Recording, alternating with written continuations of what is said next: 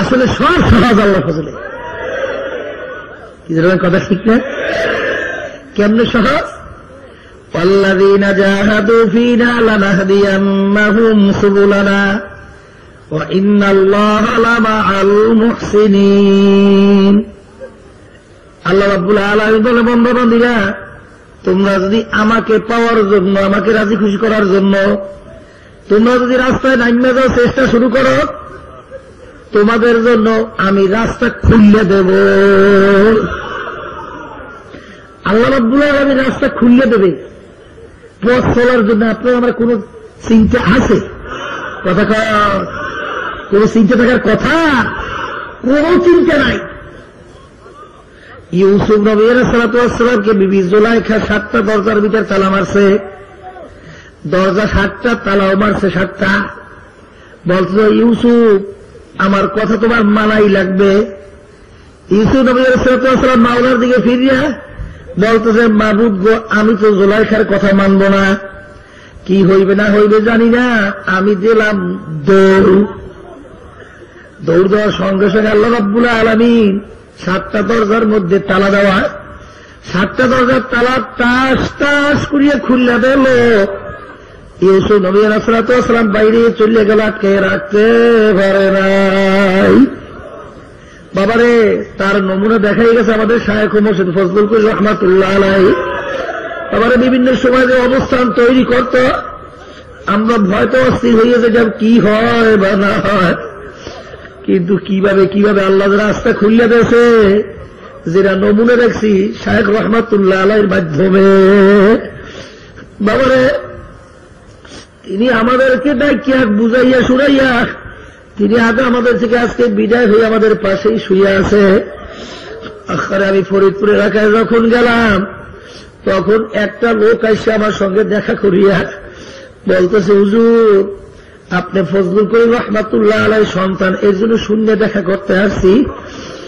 বলে, হুজুর, আমি প্রধানমন্ত্রী, ওই দায়িত্ব আমি পালন করতাম, কিন্তু হুজুর আমার মাধ্যমে সরকারিভাবে বিভিন্ন আলেম ওলামা সহ বিভিন্ন লোকদেরকে কোরআয় করা হইতো, তাদেরকে বসে আনার জন্য চেষ্টা করা হইতো।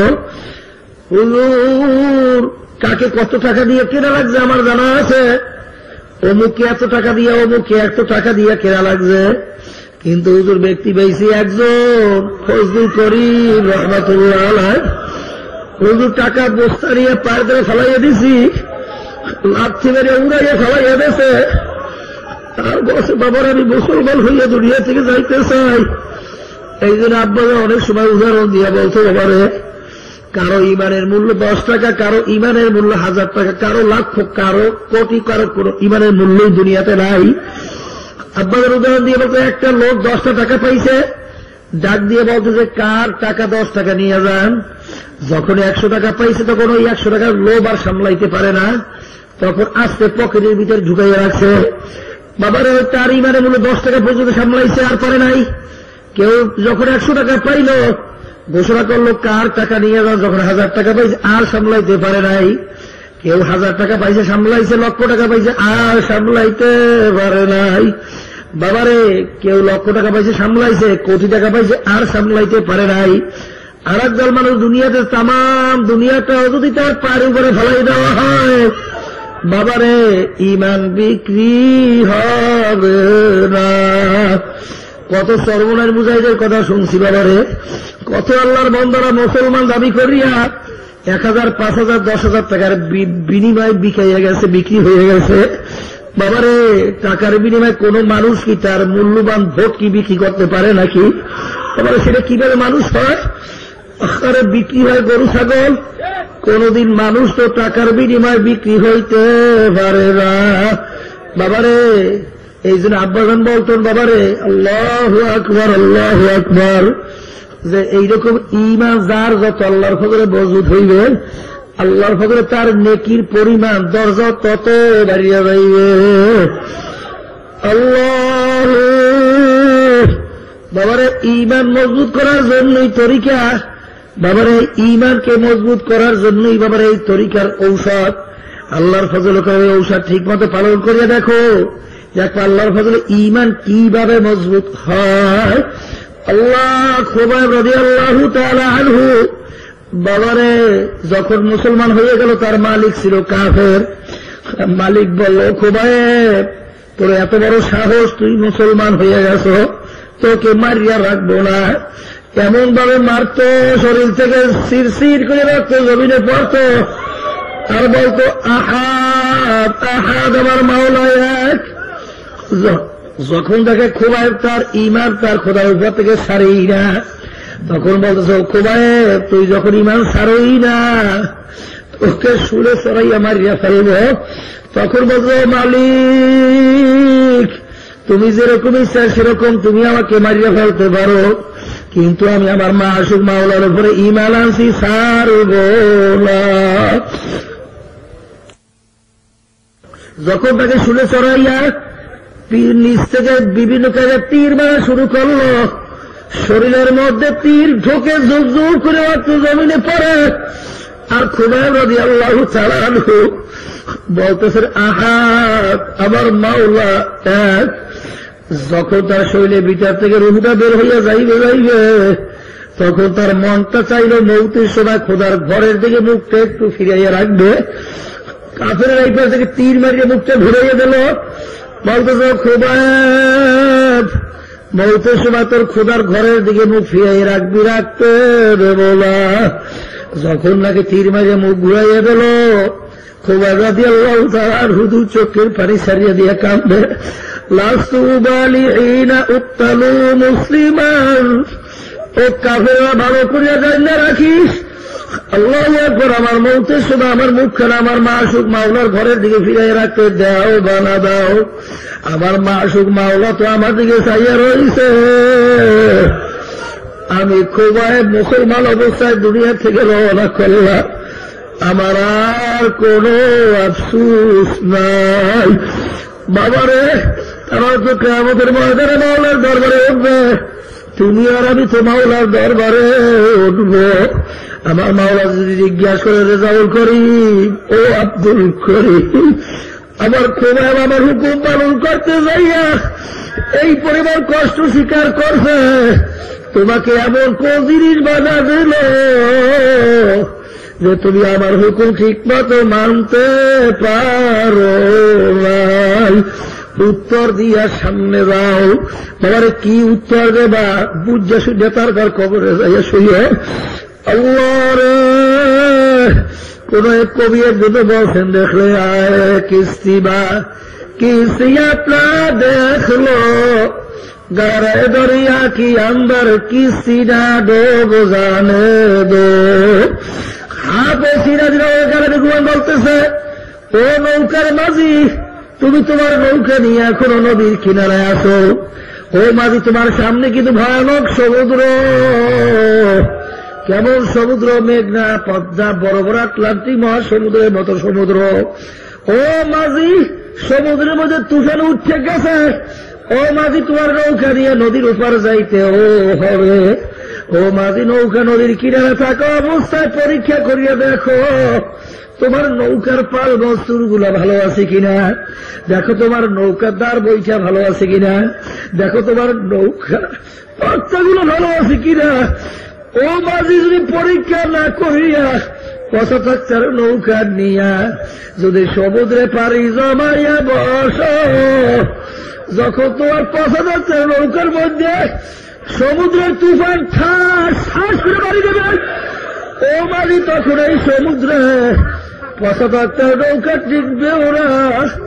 ও মাঝি, নদীর উপর বুঝি যাইতেও পারবা না। বাবারে, আল্লাহু আকবার, আল্লাহু আকবার। আমার আব্বাজান বলতো, ও 3.5 নৌকার বাজির দলেরা, কবি বলল 3.5 নৌকার বাজির দলেরা, ও আব্দুল করিম 3.5 নৌকার মাঝি, ও রহিম একাদুর 3.5 নৌকার মাঝি। এই দুনিয়াটা হইল নদীর কিনারা। ও মাঝির দলেরা, তোমার আমার সামনে কিন্তু ভয়ানক 5টা সমুদ্র আছে। কেমন সমুদ্র? মৌত এক সমুদ্র, কবর এক সমুদ্র, কিয়ামতের ময়দান এক সমুদ্র, পুলসিরাত এক সমুদ্র, মিজান এক সমুদ্র। এই সমুদ্রের মধ্যে 3.5 নৌকা লইয়া বাইয়া বাইয়া পারি জমাইয়া নদীর উপর যাইয়া তারপর আমার মাসুক মাওলাকে পাওয়া লাগবে।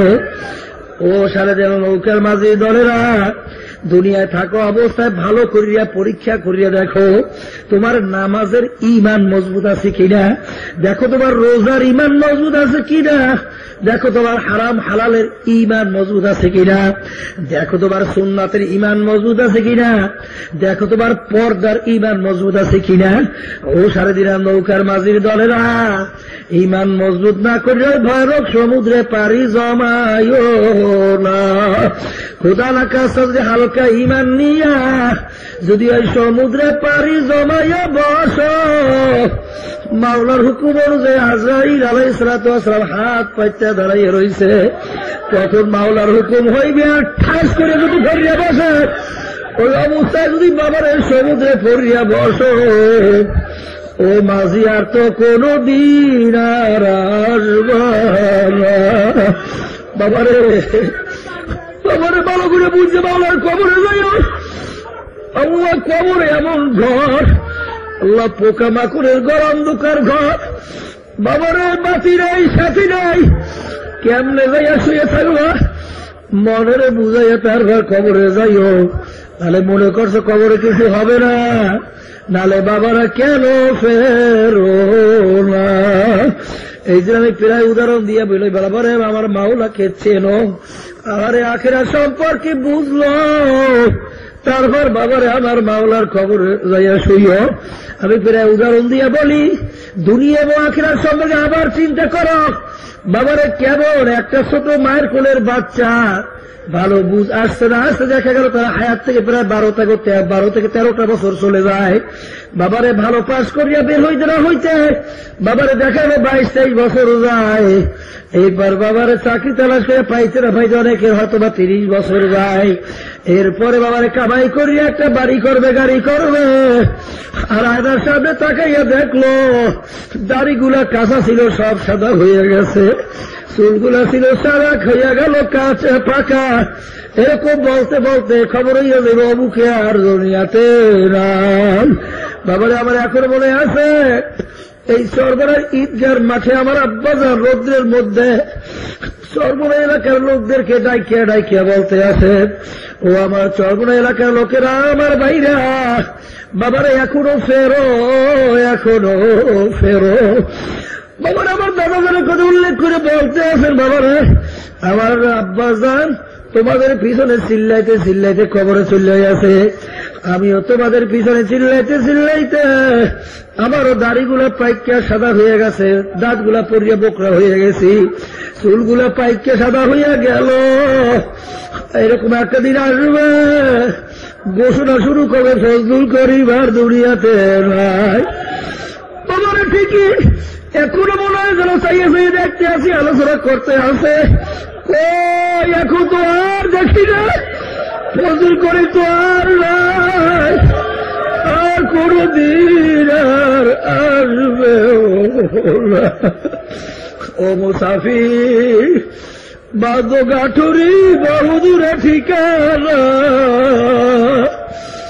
আজ বিজানা কাল বিজানা কবর আখের ঠিকানা। ও মুসাফিরের দলেরা, কোথায় ছিল, কোথায় আছো, কোথায় রওনা করছো, বলে বুঝে মাওলার খবরে রওনা করিল। কারণ বাবারে একবার যদি ঠকিয়া বসো, জিতবার কি তু আর আশা নাই।